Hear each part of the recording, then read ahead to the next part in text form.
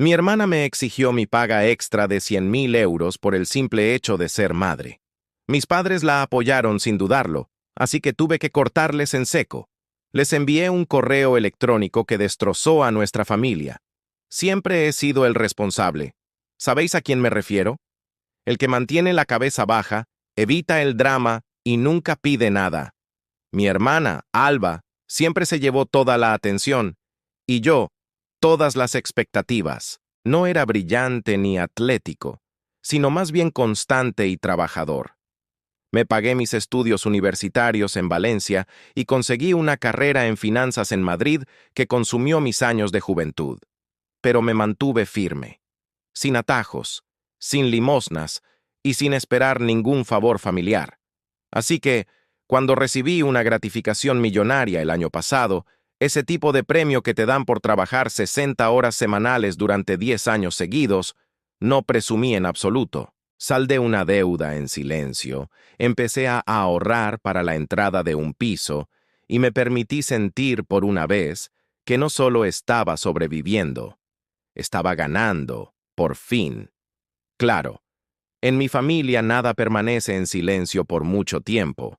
Era una de esas cenas dominicales obligatorias en casa de mis padres en las afueras de Barcelona, una de esas farsas familiares donde todos fingen que todo va de maravilla. Alba estaba allí, por supuesto, con sus 2 hijos, ambos adorables, sí, pero cubiertos de puré de manzana hasta las cejas, y causando un caos total en la casa mientras ella revisaba su teléfono sin prestarles la menor atención. Apenas me había sentado con mi plato cuando se abalanzó sobre mí, con una voz tan clara que interrumpió toda la conversación. Soltó un comentario con una sonrisita de suficiencia que me heló la sangre. Oí que alguien había recibido una bonificación importante. Me quedé paralizado con el tenedor a medio camino de la boca. La mesa entera se quedó inmóvil. Mi madre agachó la cabeza como un búho intrigado. Mi padre se ajustó las gafas sobre la nariz. No creía que fuera de conocimiento público, dije con suavidad, mientras pinchaba una judía verde con desinterés. Alba se cruzó de brazos desafiante. No te hagas el inocente, Mateo. Sabes perfectamente a qué me refiero. 6 cifras, ¿verdad? Debe ser agradable vivir así. Fue el tono lo que me crispó los nervios, no las palabras en sí mismas. Un tono burlón, arrogante, como si hubiera ganado la lotería en lugar de sacrificar años de mi vida por ese dinero. Pero la cosa empeoró en segundos. «Me debes tu paga extra», comentó con una rotundidad pasmosa, como si fuera la cosa más normal del mundo. «Porque soy madre». El silencio en la sala se podía cortar con un cuchillo. Sinceramente pensé que la había oído mal. Miré a mi madre esperando que interviniera y señalara la absoluta locura de lo que acababa de decir mi hermana. Pero no. En lugar de eso, asintió con la cabeza, como si Alba acabara de citar las mismísimas escrituras. «Tiene razón, Mateo», murmuró mamá, dejando el tenedor sobre el plato con un golpe seco. «Criar hijos es mucho más difícil que cualquier cosa que hagas encerrado en una oficina». «No tienes ni idea de lo que cuesta», añadió mi padre, con un tono de suficiencia que me indignó. «En esta familia nos cuidamos los unos a los otros. No se trata solo de quién gana más o menos». Los hijos de Alba chillaban sin parar con una tableta en un rincón, completamente ajenos a la tensión del momento. Y allí estaba yo, con un plato de pollo asado en la mano, mientras toda mi familia intentaba convencerme de que renunciara al logro más importante de mi carrera profesional. No dije nada. Todavía no. Simplemente sonreí con cortesía forzada, asentí lentamente y retiré mi plato discretamente. Pero en mi interior, algo esencial se hizo añicos en 1000 pedazos. No tenía ni la menor idea de lo que era capaz de hacer cuando decidiera que ya había llegado a mi límite. La verdad es que no fue la exigencia descarada de Alba lo que más me sorprendió. Fue la mirada cómplice de mis padres cuando ella dijo eso, como si fuera ella quien se había esforzado en la empresa, quien se había perdido vacaciones, cumpleaños, y había luchado contra el agotamiento extremo. Parecían creer firmemente que el simple hecho de ser madre les daba un derecho moral incuestionable a todo lo que yo había logrado con tanto esfuerzo y sacrificio. Y por primera vez en mi vida reconocí algo profundamente inquietante. Esto no había sido un arrebato espontáneo. Alba, de alguna manera, estaba al tanto de la bonificación, y mis padres no solo lo sabían, sino que lo apoyaban sin reservas. Probablemente llevaban días, si no semanas enteras, discutiéndolo a mis espaldas, maquinando cómo arrebatarme lo que era legítimamente mío. No pude evitar que mi mente comenzara a atar cabos a una velocidad vertiginosa. Hacía apenas una semana, mi madre me había enviado un correo electrónico inesperado con un tono casual. Deberías considerar ahorrar algo de dinero para los niños, Mateo. Ya sabes, para su futuro. En ese momento, ingenuamente pensé que se refería a un fondo para la universidad. Ahora comprendía que probablemente se refería directamente a mi dinero, no al suyo. Luego estaban esas pequeñas declaraciones que Alba había dejado caer durante el último mes, como dardos envenenados. Debe ser genial no tener responsabilidades. Algunos no dormimos hasta tarde los domingos precisamente. Nunca entenderás el verdadero estrés hasta que seas padre. Solía reírme de sus comentarios victimistas. Siempre había tenido una extraña habilidad para la autocompasión y el martirio. Pero ahora estaba claro que no era una indignación espontánea. Era una campaña publicitaria cuidadosamente orquestada. Y yo había sido demasiado confiado e ingenuo como para darme cuenta de lo que se estaba tramando a mis espaldas. Después de cenar, conduje de vuelta a mi piso en completo silencio, sin música, sin podcasts, solo el suave zumbido de darme cuenta de que me había convertido en un simple recurso económico para ellos. Ni un hijo ni un hermano, solo una cartera con patas. Para cuando llegué a casa, sentía un nudo opresivo en el estómago. No era rabia lo que sentía, todavía no. Era algo mucho más frío, algo más tranquilo y calculado. Sabía exactamente qué hacer a continuación, y comenzaría con un simple gesto simbólico. Iba a recuperar el control de mi propia vida. A la mañana siguiente, llamé al trabajo diciendo que me encontraba indispuesto, algo que jamás hacía. Necesitaba pasar el día actuando en lugar de regodearme en la frustración. Alba quería que esto se tratara de justicia, sacrificio y familia.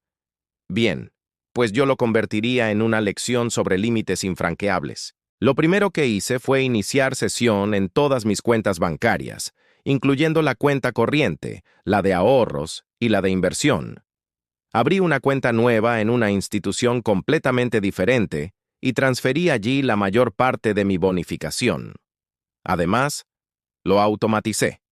De ahora en adelante, cada nómina se dividiría exactamente por la mitad. Por si acaso, transferiría la mitad a la cuenta antigua para mis gastos habituales y la otra mitad a la nueva, lejos de sus garras. Después, cancelé todas las suscripciones de streaming compartidas, Netflix, HBO e incluso el antiguo plan familiar de Spotify, del que Alba y mi madre llevaban años disfrutando a mi costa. Era algo simple, sí, pero profundamente simbólico. No les envié ningún mensaje, no les avisé con antelación. Simplemente lo cancelé, sin más explicaciones. Luego vino la lenta y meticulosa limpieza de cuentas. Revisé todas las transacciones de Bizum de los 2 últimos años. Cada vez que Alba había olvidado pagar su parte del alquiler, y yo le había ingresado unos cientos de euros para sacarla del apuro. Cada vez que necesitaba ayuda urgente con la guardería de los niños o con la compra del supermercado, exporté todo, lo etiqueté cuidadosamente y lo documenté en una pequeña hoja de cálculo ordenada con fechas, totales y descripciones detalladas por si acaso llegaba el momento de tener que presentar pruebas. En un momento dado, accedí a un viejo grupo de mensajes familiar llamado Los de Siempre, y revisé los mensajes de Alba, los pasivo-agresivos, los que intentaban hacerme sentir culpable, y esas humildes fanfarronadas disfrazadas de súplicas desesperadas de ayuda económica. Hice capturas de pantalla de todo, no para usarlo como un arma arrojadiza, todavía no, sino para mantener la verdad a salvo, para convencerme a mí mismo de que no era simple paranoia. Era un patrón de comportamiento bien establecido, y mientras trabajaba en esta laboriosa tarea, sentí un cambio sutil en mi interior. No era ira ciega ni sed de venganza lo que me embargaba, sino una profunda sensación de alivio. Se habían acabado las dudas constantes. Se habían acabado las disculpas innecesarias por mis logros. Se había acabado la punzante culpa cada vez que me atrevía a decir no. No iba a armar un escándalo monumental. No iba a enviar un mensaje incendiario al chat familiar, ni a irrumpir en casa de mis padres exigiendo respeto a gritos. Iba a esperar pacientemente, porque conocía perfectamente a Alba y sabía que tarde o temprano acabaría pidiéndome algo aún más grande. Y cuando ese momento llegara, estaría preparado para contraatacar con toda la artillería. Han pasado 3 semanas desde aquella cena fatídica. 3 semanas agradables y sorprendentemente silenciosas. Alba no me había enviado ni un solo mensaje de texto con sus habituales excusas para pedir dinero. Nada de, ¿me podrías prestar solo 200 euros hasta el viernes, por favor? Ni una sola indirecta pasivo-agresiva de mi madre intentando manipularme emocionalmente. Había tanto silencio que por un momento llegué a preguntarme si estarían conspirando de nuevo a mis espaldas. Quizás simplemente se estaban lamiendo sus heridas, comprendiendo por fin que ya no iba a seguirles el juego. Pero entonces, como un reloj suizo, Alba apareció de nuevo en mi pantalla. Era jueves por la noche. Acababa de volver del trabajo y estaba cenando sobras recalentadas en el microondas cuando vi su nombre iluminar mi teléfono. Lo dejé sonar una vez, y luego otra. Entonces llegó el mensaje de texto. Oye, ¿podrías hacerme un pequeño favor? Por favor, no me ignores. Lo miré fijamente durante un rato antes de decidirme a responder con cautela. Depende de qué se trate. No perdió ni un segundo en ir al grano. Es por Hugo. Lo han invitado a un campamento de robótica en California. Es una oportunidad increíble y todos los chicos de su clase van a ir, pero cuesta 3.200 euros, y ahora mismo no puedo permitírmelo. No respondí de inmediato. 10 minutos después llegó otro mensaje. Sé que es mucho dinero, pero a ti te va genial. Y es tu sobrino. Siempre dices lo importante que es la educación. Ahí estaba. La jugada clásica de Alba. El derecho a mi dinero envuelto en papel de regalo de culpa y atado con un lazo de pura manipulación emocional. La petición en sí misma, sin embargo, no fue lo más memorable de aquel intercambio. Fue la descarada suposición que subyacía a sus palabras. Ni siquiera me había preguntado, ¿estarías dispuesto a ayudar? ¿O hay alguna manera en la que pudieras contribuir? Simplemente esperaba que yo pagara la cuenta sin dudarlo. No respondí esa noche. Al día siguiente, recibí un mensaje grupal de mi madre con un tono melifluo. Hola, cariño. Alba me ha contado lo del campamento de robótica de Hugo. ¡Qué oportunidad tan maravillosa! Quizás podrías ayudarnos solo por esta vez, Mateo. Significará muchísimo para él, para todos nosotros. Y luego llegó el mensaje de mi padre, con su habitual tono sentencioso. En esta familia nos cuidamos los unos a los otros, hijo. Estás en una posición privilegiada para ayudar. No olvides nunca de dónde vienes. Esa última frase me golpeó de una manera diferente. No olvides de dónde vienes. Sin embargo, sí recordaba perfectamente de dónde venía. Una infancia marcada por la ropa de segunda mano y los logros ignorados sistemáticamente. Una casa donde las rabietas de Alba siempre acaparaban toda la atención, mientras que mis excelentes notas recibían una distraída reprimenda. Venía de años de escuchar la misma cantinela. ¿Puedes ayudarnos solo por esta vez? Y cada solo una vez se convertía inevitablemente en una rutina constante de peticiones y exigencias. Cerré la conversación grupal y abrí un nuevo documento en mi ordenador. Lo titulé sin rodeos, La verdad sobre Alba. Y entonces empecé a escribir con una determinación fría. Nada de quejas infantiles ni rabietas inútiles, solo hechos concretos y verificables. Un registro completo de cada céntimo que le había enviado a mi hermana durante los últimos 3 años. Días después de decirme que no podía permitirse comprar pañales para sus hijos, publicaba selfies en redes sociales de carísimos días de spa y almuerzos en restaurantes de lujo. Hilos enteros de mensajes en los que intentaba hacerme sentir culpable, me menospreciaba sutilmente y me exigía dinero sin la menor consideración por mi propia vida ni mi situación económica. Una lista detallada de todas las suscripciones de streaming que había cancelado unilateralmente, de todas las promesas incumplidas por su parte y, lo más importante, sus propias palabras textuales. Ser madre es mucho más difícil que tu trabajo de oficina, así que me debes una compensación económica. Me llevó todo un fin de semana recopilar y organizar toda la información. Al terminar, redacté un correo electrónico conciso y directo. No era cruel, ni estaba cargado de emotividad barata.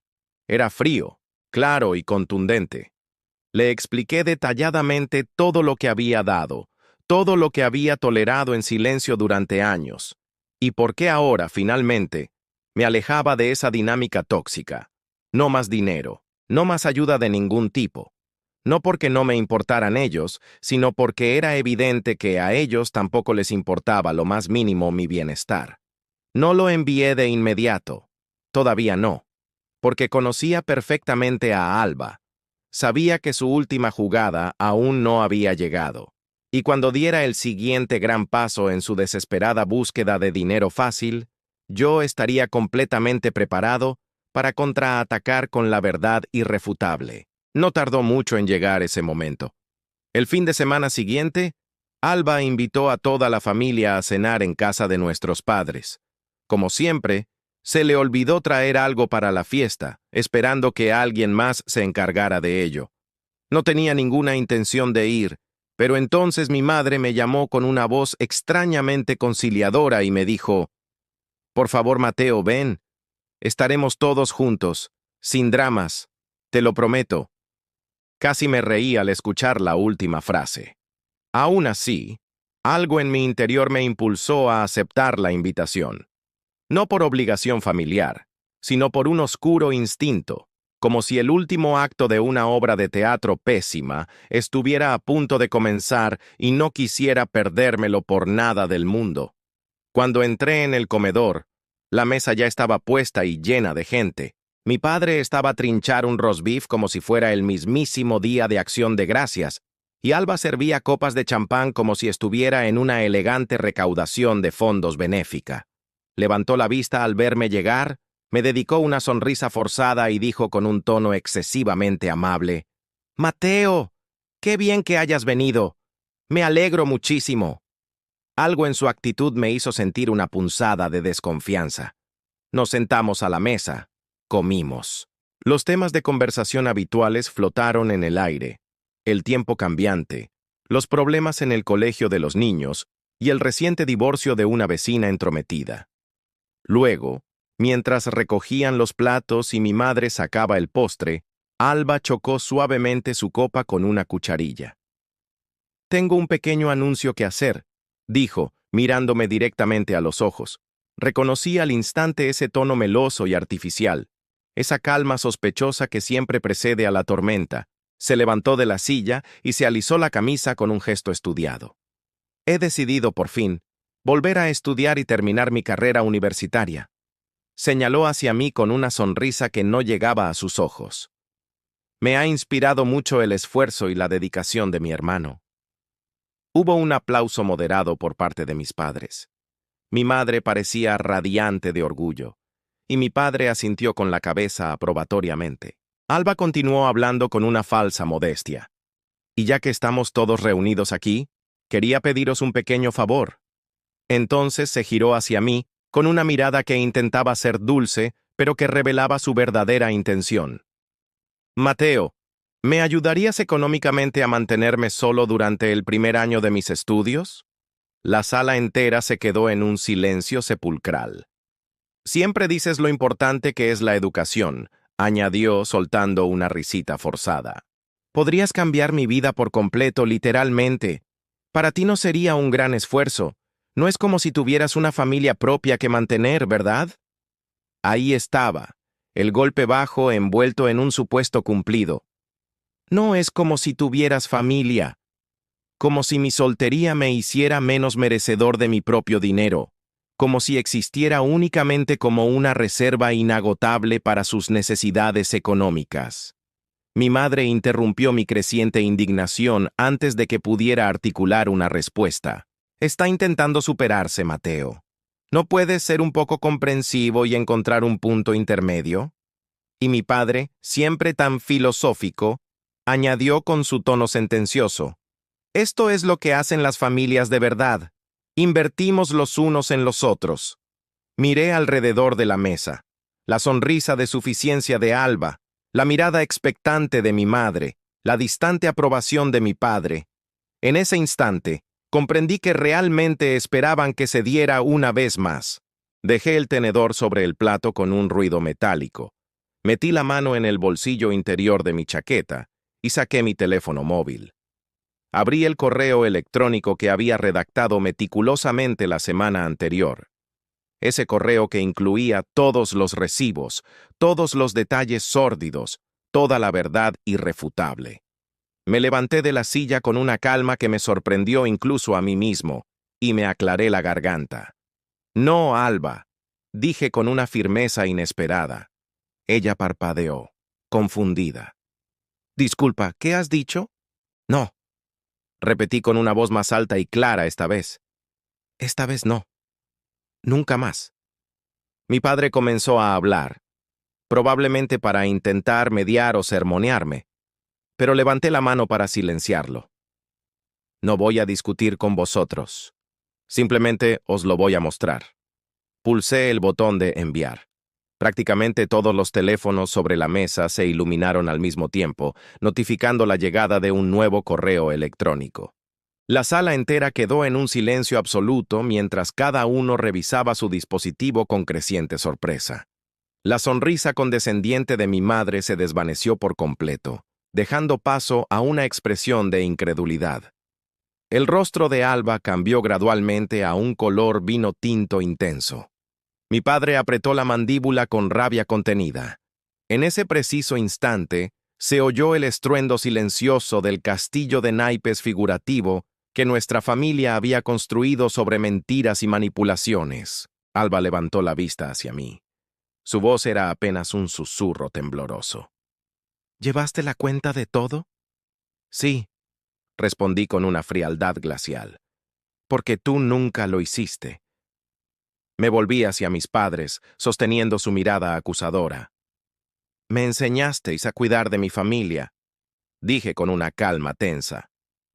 Y lo hice, durante años.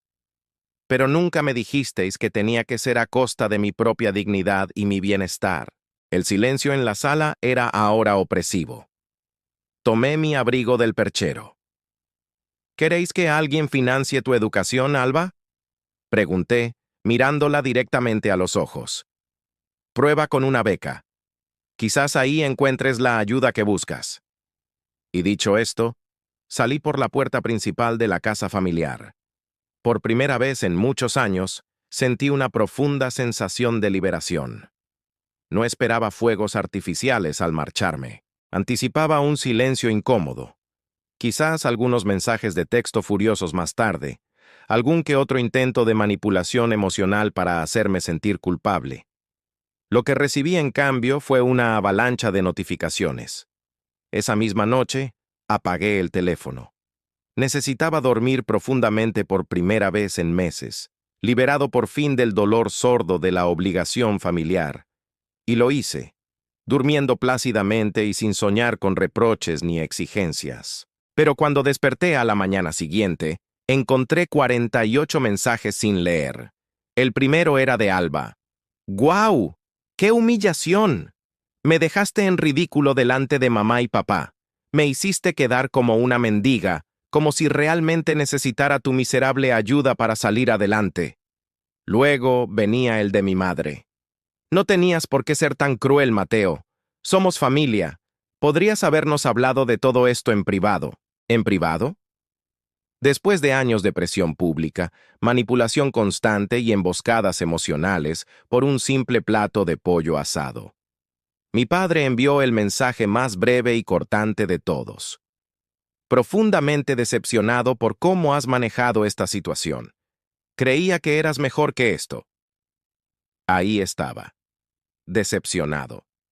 Esa palabra nunca la usaron cuando Alba dejó la universidad sin terminar, cuando regresó a casa sin un plan de vida o cuando encadenó 3 trabajos mal pagados en apenas 2 años. Pero yo los había avergonzado públicamente, y esa parecía ser la verdadera ofensa imperdonable. No respondí a ninguno de los mensajes. En cambio, me vestí tranquilamente, preparé una cafetera y seguí con mis asuntos como si nada extraordinario hubiera sucedido, porque en realidad no había pasado nada. Lo que ocurrió en esa cena no fue un colapso emocional ni una explosión de ira.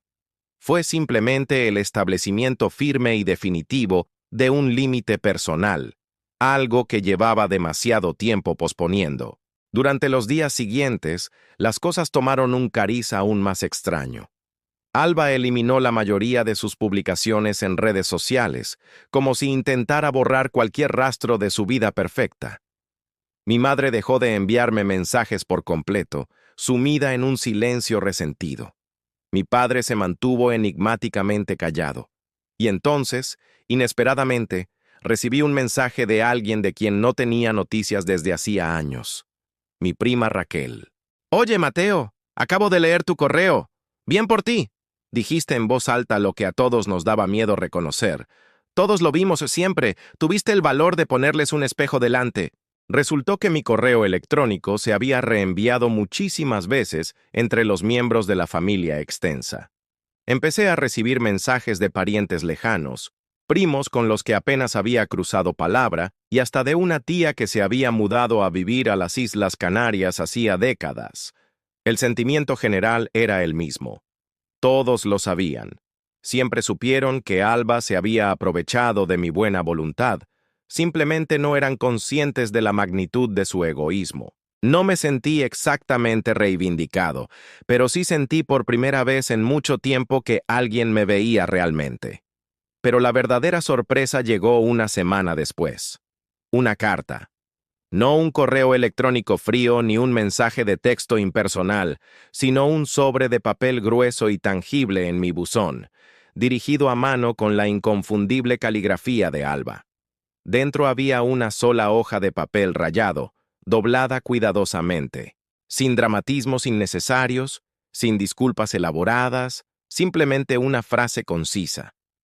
Dejaste tu punto muy alto y claro. Espero que estés contento. La doblé por la mitad, la guardé en el cajón de mi escritorio y no respondí. Sí, estaba contento. Es asombroso lo tranquila que se vuelve la vida después de desconectarte del ruido constante de las exigencias ajenas. Sin mensajes frenéticos pidiendo favores urgentes, sin facturas inesperadas que siempre requerían mi ayuda económica. No había emergencias repentinas que invariablemente terminaban necesitando mi intervención. Solo un silencio reparador.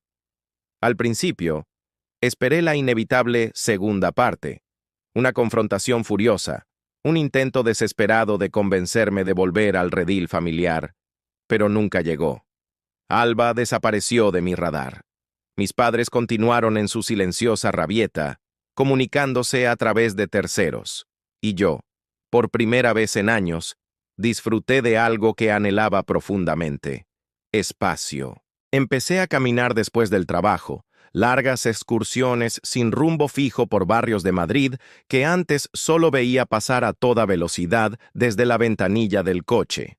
Volví a coger mi vieja guitarra y desempolvarla. Incluso comencé a planificar ese viaje en solitario por la costa de Andalucía que siempre había pospuesto por falta de tiempo o responsabilidades familiares. Ya no tenía que pedir permiso a nadie. No tenía a nadie a quien rendir cuentas, excepto a mí mismo. Es increíble lo que sucede cuando dejas de ser la opción de emergencia de todos. Empiezas a sentirte el protagonista de tu propia vida. Por fin. No los detestaba, ni siquiera a Alba, pero la verdad es que no los extrañaba tanto como antes. Eso, comprendí, era lo que realmente significaba la libertad. Era una tarde gris de sábado cuando llegó su inesperada visita. Estaba a mitad de organizar mi despacho, una tarea que llevaba meses posponiendo, cuando sonó el timbre de la puerta. No esperaba a nadie. No había ninguna entrega programada, ningún amigo que viniera de visita sin avisar. Casi lo ignoré. Pero entonces oí otro zumbido, esta vez mucho más largo e insistente. Usé el intercomunicador con desconfianza. ¿Sí? Una breve pausa. Entonces oí una voz familiar, débil y vacilante al otro lado. «Hola, Mateo. Soy Alba». No respondí de inmediato. Me quedé allí parado, con la palma de la mano sobre el botón del interfono, el corazón latiéndome con esa mezcla incómoda de familiaridad y cautela que siempre sentía cuando estaba cerca de ella. Finalmente cedí y la dejé subir. Cuando abrí la puerta de mi apartamento, Alba estaba allí esperándome, sosteniendo una bolsa de papel de la panadería de la esquina, como si ese pequeño gesto pudiera suavizar el impacto de su presencia. Parecía visiblemente agotada, no con su habitual aire de madre cansada, sino con la palidez y la mirada apagada de la gente que ha tocado fondo. Sin maquillaje, sin su sonrisa forzada habitual. Alba, sin filtros, era una persona diferente. ¿Puedo pasar?, preguntó en voz baja, casi inaudible. Me hice a un lado sin decir nada. Entró en mi casa como una invitada educada, no como mi hermana, que solía irrumpir como un torbellino y saquear mi nevera sin pedir permiso. No se sentó hasta que le indiqué el sofá con un gesto torpe. «No estoy aquí para pelear», dijo con una voz cansada. «Ni para pedirte nada más. Esa parte me tomó por sorpresa». Dejó la bolsa de la panadería sobre la mesa de centro, entre nosotros, y la miró fijamente como si la bolsa pudiera hablar por ella. Solo necesitaba verte», añadió, «porque es extraño no tenerte cerca, no saber nada de ti, no gritarte cuando no me contestas a mis mensajes». No dije nada, esperando a que continuara. Soltó una risita rápida y amarga. «Me merecía todo lo que dijiste en ese correo. Todo, incluido ese tono brutal, pero no estabas mintiendo». Esa admisión me sorprendió más que su propia visita inesperada. Alba me miró fijamente a los ojos. «¿Sabes? Cuando enviaste ese correo, mamá dijo que estabas siendo cruel y vengativo. Pero cuando lo leí con calma, me di cuenta de que por primera vez en años, ya no estabas fingiendo. Y eso es peor, en cierto modo». Negó con la cabeza lentamente. Es increíble lo fuerte que puede ser el silencio cuando alguien finalmente decide apartarse de verdad. Por un momento, nos quedamos sentados allí, no como adversarios, ni siquiera como hermanos de verdad, como si dos personas hubieran crecido bajo el mismo techo, pero hubieran vivido sus vidas en idiomas completamente diferentes. «No espero que me perdones, Mateo», explicó con una sinceridad que nunca antes le había oído. «Solo quería que supieras que no estoy orgullosa de cómo he actuado contigo durante todos estos años, y que estoy intentando cambiar». La observé con atención. Sus manos temblaban ligeramente sobre sus rodillas. Entonces pregunté con suavidad: «¿Por qué ahora, Alba? ¿Qué ha cambiado realmente?». Hizo una pausa larga, como buscando las palabras adecuadas. Porque pensé que si te enfrentaba y te exigía más, te enfadarías y te alejarías. Pero tu silencio me obligó a mirarme a mí misma. Y no me gustó lo que vi. Se puso de pie con un movimiento torpe. «En fin, eso es todo. Solo necesitaba decírtelo». No me abrazó, no lloró. Simplemente asintió con la cabeza y se marchó, dejando la bolsa de la panadería sin abrir sobre la mesa de centro. Cuando finalmente la abrí, encontré una pequeña nota escrita a mano en su interior. Por todo aquello por lo que nunca te he dado las gracias. Y debajo de la nota había un pequeño recibo de Bizum doblado cuidadosamente. Era un pago parcial de 200 euros. No era mucho, pero quizás era un comienzo. Unos días después de la visita de Alba, recibí una carta por correo ordinario. No era un sobre elegante, sino una simple hoja de papel amarillo doblada, depositada en mi buzón sin remite. Reconocí la letra al instante. Afilada, deliberada y siempre escrita con tinta azul. Era de mi padre. La abrí lentamente, esperando la habitual decepción disfrazada de consejo paternal. Otra súplica para que fuera mejor persona. Pero no era eso en absoluto. Era un único párrafo, conciso y directo. Solo esto. Revisé tu correo electrónico de nuevo, Mateo. Todo. Y me di cuenta de que hacía mucho tiempo que habíamos dejado de verte como una persona con sus propias necesidades y sueños. Solo te veíamos como un proveedor constante. Esa es nuestra culpa. No esperaba nada de ti con esta carta, pero sentía que tenía que decírtelo. Por una vez en mi vida, lo entiendo perfectamente. Sin firma, sin disculpas elaboradas, solo una comprensión tardía, garabateada sobre un trozo de papel, como quien intenta resumir toda una historia en unas pocas líneas precisas. No lloré al leerla, pero lo reflexioné durante un buen rato. No era un cierre definitivo, pero había una pequeña grieta en el muro de nuestra incomunicación. Y quizás, ahí es donde realmente comienza la sanación. Gracias por ver y quedaros hasta el final de esta historia.